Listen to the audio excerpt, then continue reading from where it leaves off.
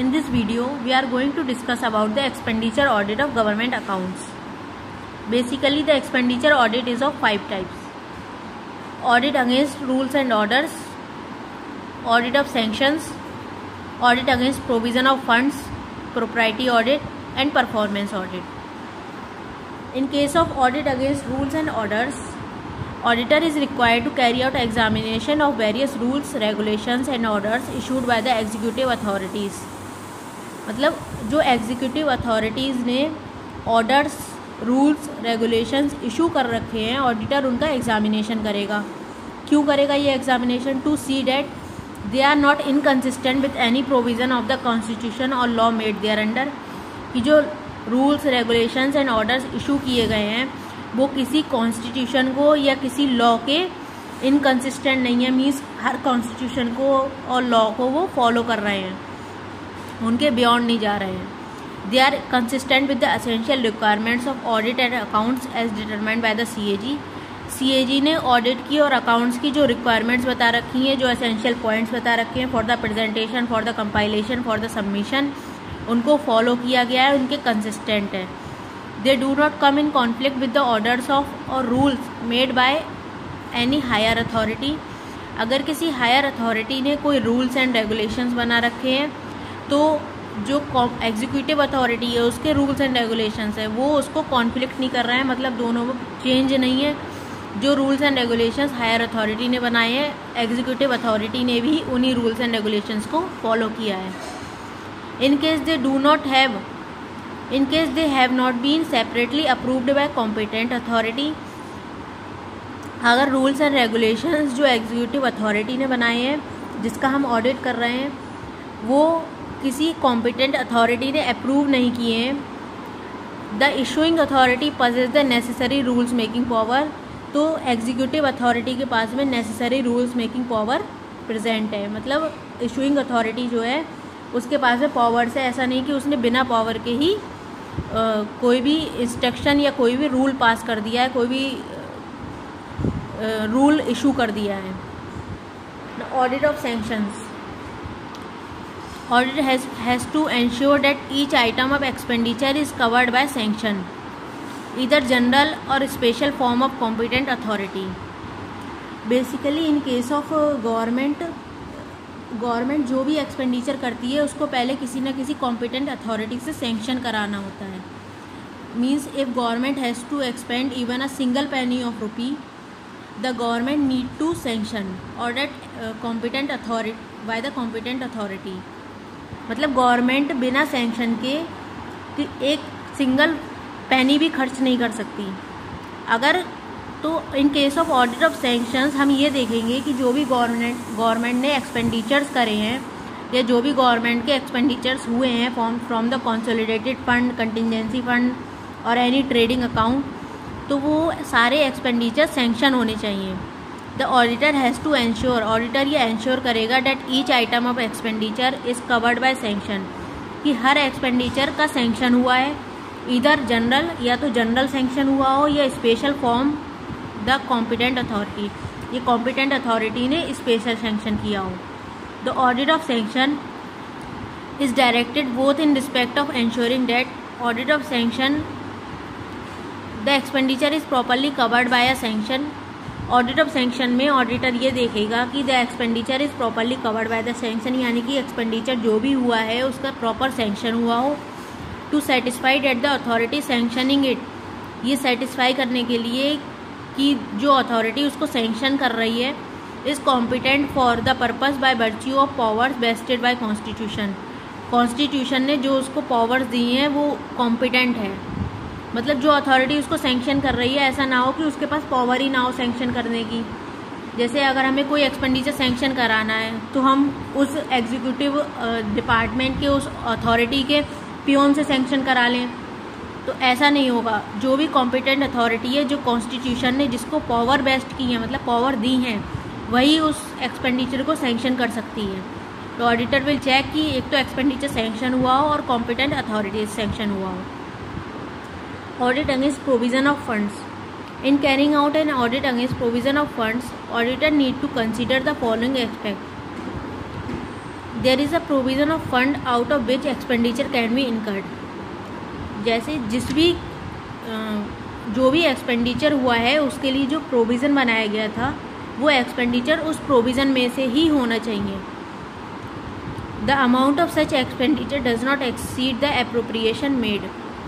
For example, अगर हमने 50,000 का एप्रोप्रिएशन कर रखा है तो जो एक्सपेंडिचर हुआ है वो बियॉन्ड 50,000 नहीं होना चाहिए, यानी कि जो हमने एप्रोप्रिएशन कर रखा है एक्सपेंडिचर उससे एक्सीड ना करें। एक तो जो हमने प्रोविज़न कर रखा है उसी में से एक्सपेंडिचर होना चाहिए, और जो एप्रोप्रिएशन है यानी कि जो प्रोविज़न है उससे बियॉन्ड नहीं होना चाहिए।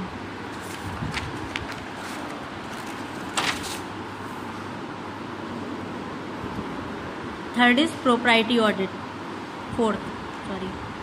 प्रोप्राइटी ऑडिट, प्रोप्राइटी का डिक्शनरी मीनिंग होता है मर्यादा यानी कि लिमिटेशंस। मीनिंग है इसका, propriety audit stands for verification of transactions on test of. Basically propriety audit के 3 टेस्ट होते हैं, public interest, common accepted customs, standard of conduct. मतलब जो भी प्रोप्राइटी ऑडिट में ऑडिटर ये चेक करेगा कि जो भी एक्सपेंडिचर हुआ है, क्योंकि it is expenditure audit of expenditures of government accounts, तो जो भी एक्सपेंडिचर हुआ है वो या तो पब्लिक इंटरेस्ट में हुआ हो या कॉमनली एक्सेप्टेड कस्टम हो, यानी कि ऐसा चलता चला आ रहा है इसलिए हुआ हो, या फिर स्टैंडर्ड ऑफ कंडक्ट हो, या फिर यानी कि उस एक्सपेंडिचर की ज़रूरत हो। वो एक्सपेंडिचर किसी स्टैंडर्ड ऑफ कंडक्ट, मतलब कि जो एक नॉर्मल पर्सन अगर उस सिचुएशन में होता तो वो भी इस एक्सपेंडिचर को करता, तो that is standard of conduct.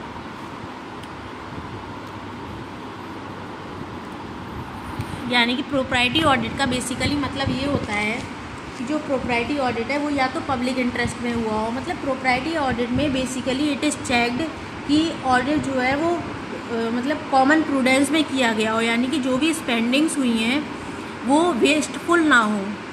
जो भी स्पेंडिंग्स हुई हैं या तो वो पब्लिक इंटरेस्ट में हुई हो, या कॉमनली एक्सेप्टेड कस्टम्स की वजह से हुई हो, या स्टैंडर्ड ऑफ कंडक्ट में हुई हो।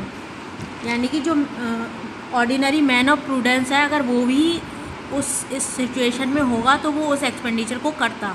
कोई भी एक्सपेंडिचर वेस्टफुल नहीं होना चाहिए।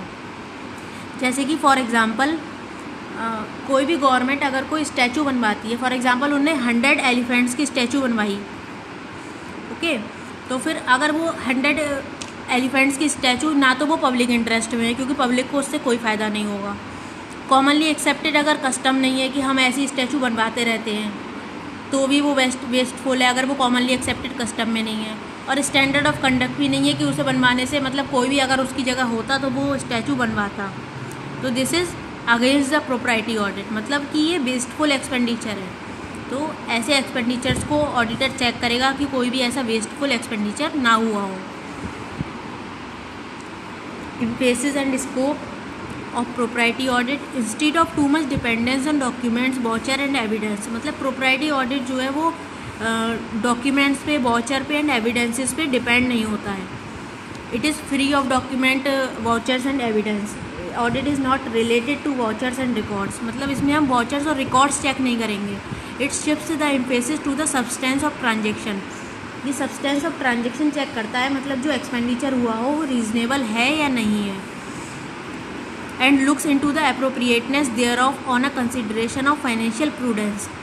और फाइनेंशियल प्रूडेंस यानी कि जो एक्सपेंडिचर है वो वेस्टफुल ना हो, वो एज पर स्टैंडर्ड्स करा गया हो, तो उसकी एप्रोप्रिएटनेस चेक करता है financial prudence. Public interest and prevention of wasteful expenditure. Public interest और प्रिवेंशन ऑफ वेस्टफुल एक्सपेंडिचर, मतलब वेस्टफुल एक्सपेंडिचर की वेस्टफुल एक्सपेंडिचर को होने से बचाता है। Thus propriety audit is concern with scrutiny of executive actions. Propriety audit का मतलब scrutiny of executive actions and decisions bearing on financial and profit and loss situation of the company with special regard to public interest and commonly accepted custom and standard of conduct. मतलब propriety audit जो है वो या तो commonly accepted custom हो, या public interest हो, या स्टैंडर्ड ऑफ कंडक्ट हो, तब कोई भी एक्सपेंडिचर, अगर कोई भी एक्सपेंडिचर इन सब चीज़ों को नहीं फॉलो कर रहा है, इन सब के बियॉन्ड जा रहा है, तो फिर वो उसकी स्क्रूटनी करता है उन एग्जीक्यूटिव एक्शंस की या उन डिसीजंस की जो भी फाइनेंशियल डिसीजंस लिए गए हैं या जो भी प्रॉफिट एंड लॉस की सिचुएशन ला रहे हैं कंपनी में। Principles, expenditure is not prima facie more than the occasion demands. Expenditure ऐसा नहीं होना चाहिए जो ओकेजन की डिमांड से ज़्यादा हो। मतलब कि अगर ओकेजन की डिमांड है कि यहाँ पर 50,000 एक्सपेंड होने चाहिए तो expenditure should not be beyond 50,000 and that every official exercise the same degree of vigilance. हर ऑफिशियल ने उस पर ध्यान दिया हो in respect of expenditure as a person of ordinary prudence. मतलब ऐसा नहीं है कि गवर्नमेंट अकाउंट में से पैसा खर्च हो रहा है तो कोई भी ऑफिशियल उसको वेस्टफुल तरीके से यूज़ करे। मतलब हर ऑफिशियल को उसको ऐसे यूज़ करना है जैसे वो उनका खुद का पैसा है, जैसे वो ऑर्डिनरी सिचुएशन में अपना पैसा यूज़ करते हैं। Would exercise in respect of his own money. The authority exercises its powers of sanctioning expenditure.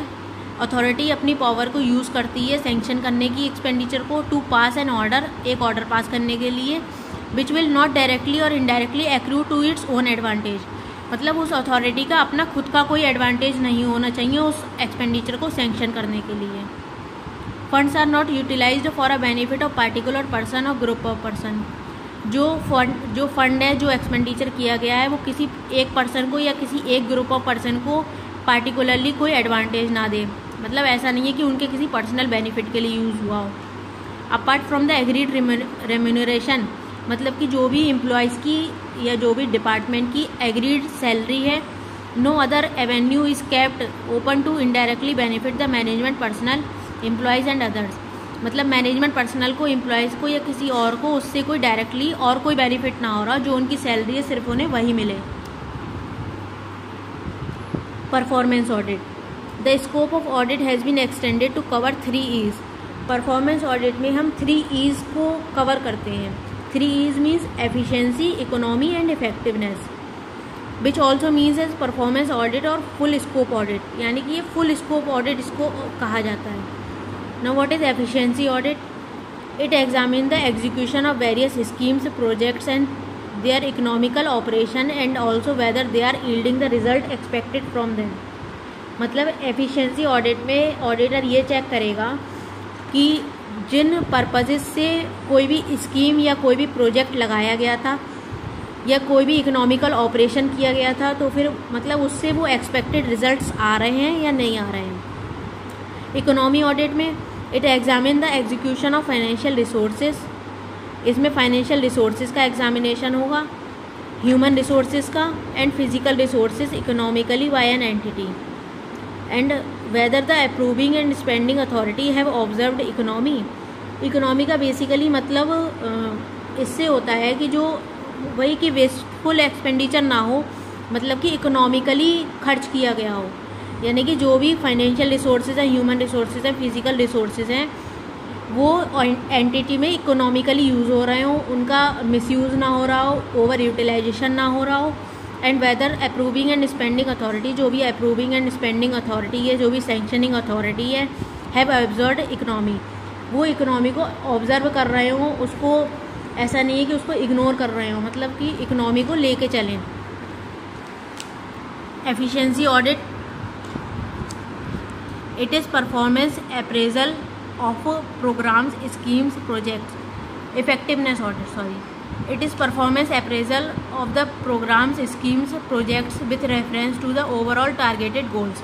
मतलब जो भी हमारे ओवरऑल टारगेटेड गोल्स हैं उनसे हमारी परफॉर्मेंस कैसी रही है, हमारे स्कीम्स कैसी रही हैं, हमारे प्रोजेक्ट्स कैसे रहे हैं, मतलब जो भी हमारी टारगेटेड गोल्स है क्या वो एकम्प्लिश हुए हैं या नहीं हुए हैं, as well as the efficiency of means adopted by for achieving them, और उनको अचीव करने के लिए जो भी हमने स्ट्रेटेजिक प्लानिंग की थी या फिर जो भी गोल्स हमने जो भी हमारा तरीका था वो कितना इफेक्टिव है।